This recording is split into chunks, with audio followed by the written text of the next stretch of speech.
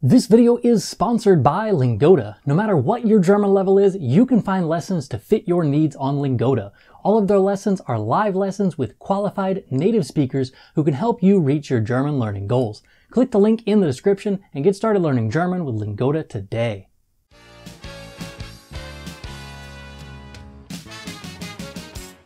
Hallo Deutschlerner! Im letzten Video habe ich gesagt, ich habe keine Ahnung, wie diese Waschmaschinen funktionieren. Aber ich habe diese Plakette gelesen und jetzt verstehe ich, was ich tun muss. Zuerst habe ich dieses Schild gelesen. Darauf steht die Gebrauchsanweisung für diesen Waschautomaten. Die erste Anweisung verweist darauf, dass man nicht unachtsam sein sollte. Man sollte die Kleidungsstücke sortieren und Fremdkörper wie Büroklammern und Münzen entfernen. Solche Sachen können den Automaten beschädigen. Diese Anweisung ist nicht nur für diesen Automaten wichtig, sondern auch für alle Waschmaschinen.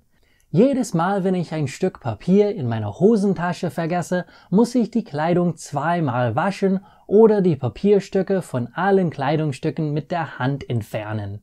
Um die Tür zu öffnen, muss man diesen gelben Knopf drücken. Jeden Tag habe ich gesehen, dass diese Türen schon geöffnet sind, denn die letzte Person hat sie offen gelassen. Die dritte Anweisung brauche ich nicht, denn die Wasserhähne in diesem Waschkeller sind immer geöffnet. Anweisung Nummer 4 lautet, Waschmittel hinzugeben. Ich habe Waschmittel bei Aldi gekauft. Die Waschmitteltasche enthält ein kleines Schäufelchen. Mit diesem Waschmittelschäufelchen nehme ich das Waschmittel und gebe 1/3 in die erste Kammer und 2/3 in die zweite Kammer hinzu. Dann muss ich das Programm wählen. Die erste Programmwahl heißt Koch- und Buntwäsche. Diese Programmwahl ist für die Kleidungsstücke, die gekocht werden sollten oder die gefärbt sind.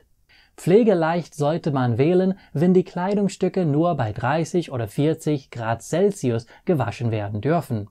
Alle Programmwahlen haben 2 Optionen. Diese sind mit Vorwäsche und ohne Vorwäsche. Außer Wolle, die man wahrscheinlich wählt, wenn man ein Schaf wäscht. Man kann auch die Temperatur einstellen, aber ich verstehe nicht wirklich, warum man etwas heißer waschen möchte. Ich berühre diese Knöpfe nicht und hoffe, dass die letzte Person richtig gewählt hat. Wenn man will, gibt es auch einen Knopf, um das Schleudern zu überspringen. Wenn man alle Einstellungen ausgewählt hat, wirft man die Münzen ein und drückt die Starttaste. Dann muss man warten, bis der Waschgang zu Ende ist. Um den Wäschetrockner zu benutzen, muss man Münzen einwerfen und die Temperatur wählen und wie lange man die Wäsche trocknen lassen möchte.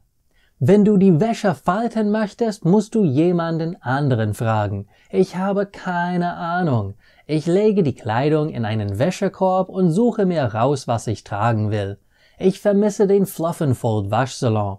Sie machen alles für mich und ich muss nur die Kleidung in meinen Schrank legen. Ich glaube, es muss solche Waschsalons in Berlin geben.